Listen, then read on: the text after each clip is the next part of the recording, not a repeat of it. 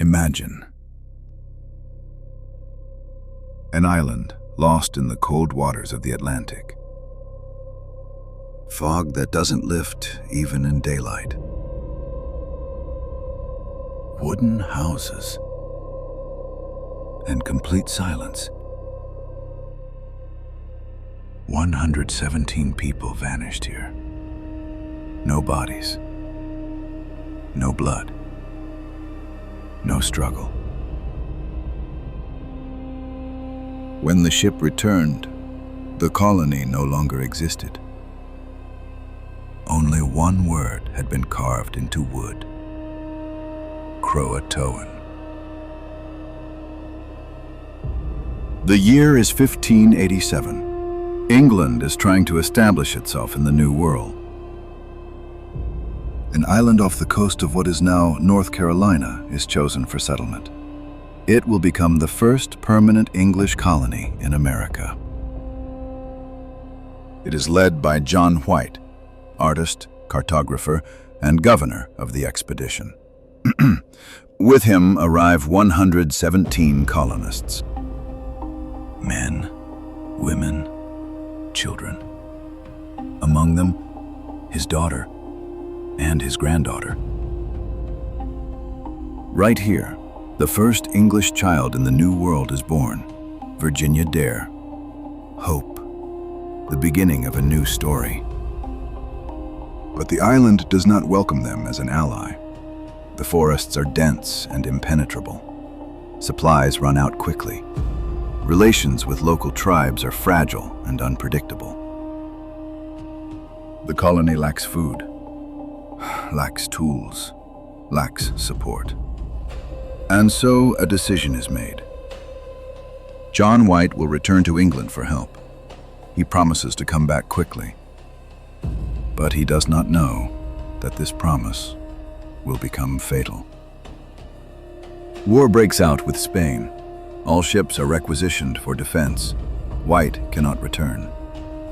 A year passes, then another, then a third. For 3 years, the colony is alone. 3 years without reinforcement, without supplies, without contact. Imagine what happened on those nights. Fog creeping in from the ocean, children crying from hunger, the forest breathing in the dark. And every day, the same question: will the ship return? The year is 1590. John White finally comes back. His ship approaches the island.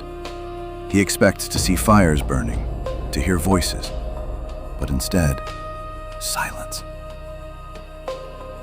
The houses are still standing, but they are empty. No bodies, no signs of struggle, no weapons, no remains. The settlement is not destroyed. It has been carefully dismantled, as if the people simply disappeared. White runs to where his house once stood, and he sees it. On a tree, deeply carved, the word CROATOAN. On another post, only 3 letters: C-R-O. The colonists had agreed. If they were taken by force, they would leave the sign of a cross.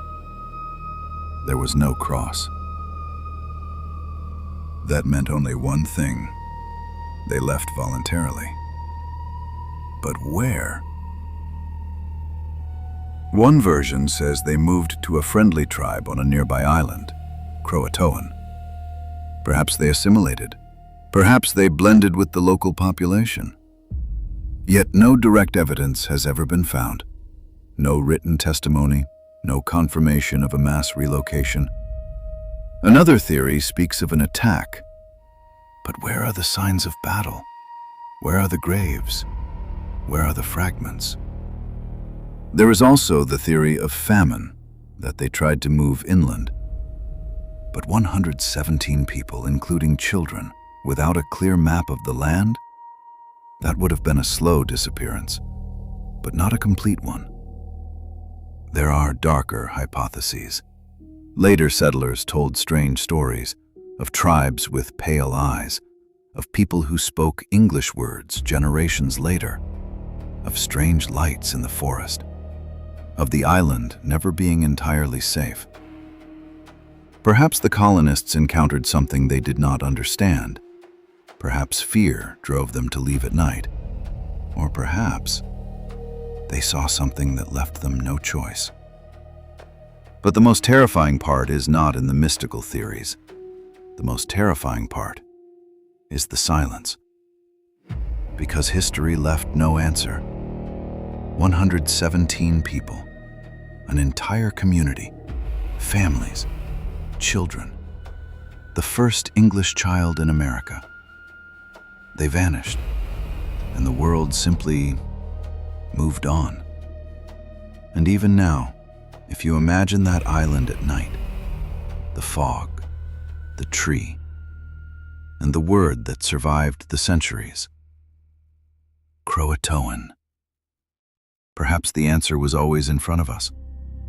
Or perhaps some stories are better left in the fog. And if you've listened all the way to this moment, it means this story touched you just as deeply as it did me. Thank you for staying with me until the end. Here, we explore the darkest mysteries of history. No screaming, no exaggeration, just cold facts and the silence between them. And now, a riddle for you. Imagine this. The colonists agreed to leave the sign of a cross if they were taken by force. But there was no cross. The houses were carefully dismantled. Their belongings were not scattered. There were no signs of struggle. So they left voluntarily. But if they left voluntarily, why did none of the 117 people ever return? Not a single witness, not a single mention, not a single letter passed down through generations. And most importantly, how could an entire community disappear completely, knowing that a ship might return? Write your theory in the comments. Was it assimilation? A tragedy in the forest? Or perhaps they saw something they never wanted the world to know about. And remember, sometimes history is silent not because there is no answer, but because the answer is too terrifying. See you in the next story.